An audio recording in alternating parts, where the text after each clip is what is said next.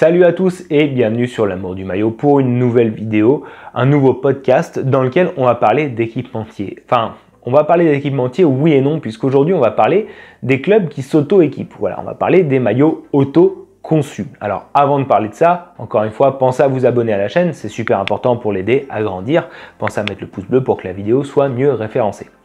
Des maillots auto-conçus, on en voit régulièrement, c'est quelque chose qui se fait vraiment depuis la nuit des temps en fait. C'est quelque chose qui a toujours existé, même à l'époque où les équipementiers n'apparaissaient pas sur les maillots. C'est courant de voir des clubs fabriquer leurs propres maillots.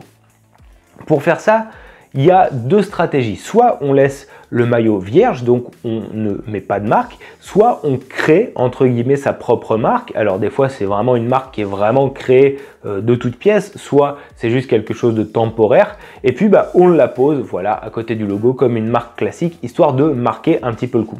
Les raisons de l'auto-équipement, on va dire, du fait de fabriquer ses propres maillots, elles sont multiples en fait. Ça peut être des soucis liés à un équipementier, ça peut venir d'une volonté d'avoir plus d'originalité, ça peut venir d'un manque d'équipementier, voilà, d'un contrat qu'on n'arrive pas à trouver, et donc du coup on est obligé de créer des maillots puisqu'on ne peut pas jouer sans. Et puis surtout si le contrat précédent est rompu, on n'est plus en droit d'afficher la marque précédente sur le maillot, donc on est obligé de créer ses propres maillots. Donc ça, on va le couvrir rapidement dans une petite capsule, une petite vidéo, hein. Le but, c'est pas de faire la liste de tous les équipementiers, mais voilà, c'est de se rappeler au bon souvenir de certains maillots auto-créés, voilà, que je trouvais sympa. J'en avais parlé dans ma vidéo sur Aston Villa. Aston Villa a eu un maillot auto-conçu le temps d'une saison, notamment quand ils étaient redescendus en deuxième division. Un maillot qu'ils avaient créé sous la marque Luke 1977. Alors, c'était un maillot qui dénotait des maillots traditionnels d'Aston Villa, j'en ai déjà parlé, des maillots qui sont généralement clarettes avec des manches bleu ciel. Là, justement, le maillot était tout bordeaux et n'avait pas les grosses manches clarettes, donc ça marquait un petit peu le coup. Je trouvais que le maillot était réussi, je ne l'ai jamais eu dans les mains, donc ça on en reparlera, mais je ne sais pas ce qu'il donne vraiment d'un point de vue du textile. Toujours est-il que je trouvais que le logo de la marque avait été bien choisi aussi et il faisait vraiment très sérieux. Donc ça, c'était une belle création. C'est vrai que parfois, le fait de créer ses propres maillots, ça peut faire un peu cheap. On l'avait vu notamment avec l'AS Roma en 2013-2014. L'AS Roma en 2013-2014, c'était différent. Ils avaient eu des désaccords, il y avait des déceptions par rapport à ce que Kappa produisait et en fait, ils ont tout simplement rompu unilatéralement le contrat avec Kappa, mais le temps de trouver un autre équipementier, donc ils étaient, ils étaient un petit peu pris de court et donc ils ont décidé de créer leur propre maillot. Ils ne pouvaient pas vraiment faire autrement et je trouve que c'était des maillots qui étaient vraiment pas beaux. C'était des maillots qui faisaient trop simple. Pour un club de la trempe de la Roma, franchement, je trouve que ça faisait pas sérieux d'avoir ces maillots-là. Le design était vraiment pas terrible. C'était très basique.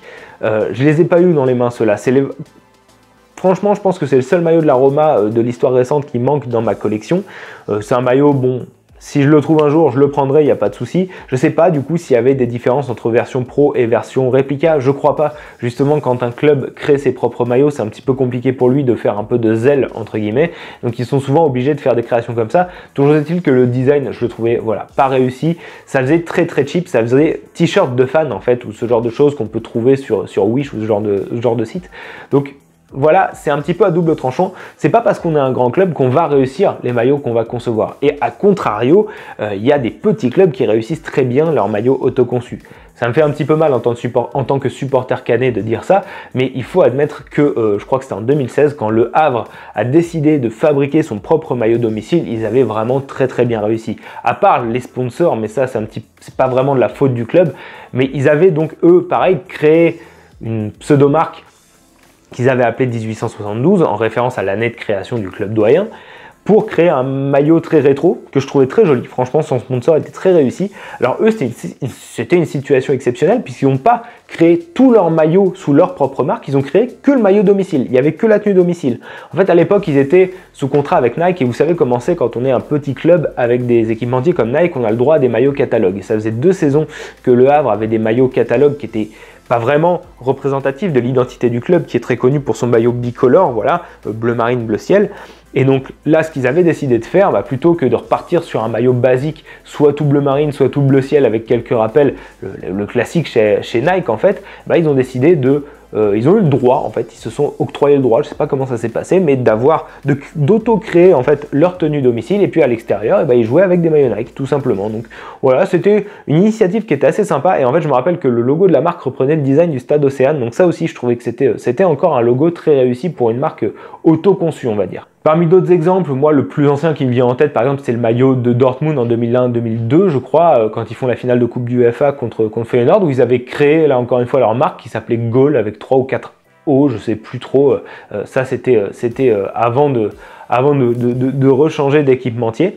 Ils avaient eu ce maillot-là, le temps d'une saison ou plusieurs, je sais plus. Bon, c'était un maillot très très basique, vraiment pas fou, hein, ça restera pas dans les mémoires, mais bon, ça fait partie des anecdotes et ça fait partie de l'histoire des maillots d'un club. Lecce en Italie fait souvent ça, il y avait eu Bristol City aussi en 2017-2018. Southampton en 2014-2015 l'avait fait et avait décidé de ne pas mettre de marque justement sur le maillot. Design un petit peu moyen, ça faisait un petit peu cheap aussi, mais bon, au moins c'était des designs totalement personnalisés. Et dernièrement, l'exemple le plus récent que j'ai en tête, c'est celui de l'Union Saint-Gilloise en Belgique, donc le club de Bruxelles qui était équipé ces 2 dernières saisons, donc 2020-2021 et 2021-2022 par Lecoq Sportif. Et le problème en fait, c'est que, pour l'anecdote, vous avez vu ma vidéo sur le maillot de l'Union Saint-Gilloise, mon pote qui était allé me récupérer le maillot en boutique, en fait, avait demandé au club pourquoi il y avait aussi peu de maillots disponibles en stock. Le club avait un petit peu grossi bien plus vite que prévu. Et donc la demande de maillots avait grossi également puisqu'ils disputaient les top places du championnat belge. Ils ont fini d'ailleurs dans les places européennes, ils n'ont pas gagné les playoffs, ils n'ont pas fini champions, mais ils étaient à la lutte pour être champions. Forcément, il y a eu une grosse demande pour avoir les maillots et Lecoq Sportif n'a pas pu suivre en fait.